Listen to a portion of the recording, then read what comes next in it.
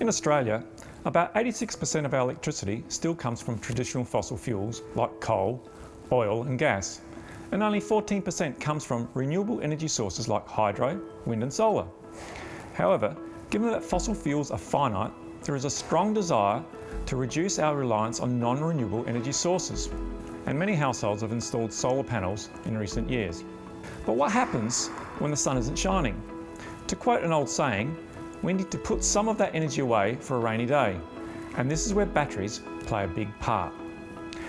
Our research looks at ways of making these batteries hold more charge. Specifically, we are replacing the commonly used carbon-coated electrode in a lithium-ion battery with a silicon alloy. Doing this will effectively make our new batteries hold up to 10 times more charge without increasing their size. The main challenge we need to overcome is that silicon electrodes crack easily. This significantly reduces their lifespan. Our approach has been to change the way in which silicon is deposited onto the electrode.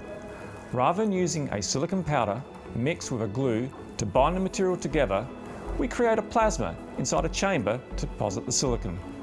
It's called physical vapor deposition, or simply PVD. The silicon is literally sputtered onto the current collector, with the result being that the small silicon clusters stick to each other. This helps prevent the material from volume expansion and extends the lifetime of the battery. This new approach has the potential to be a game changer in the energy sector.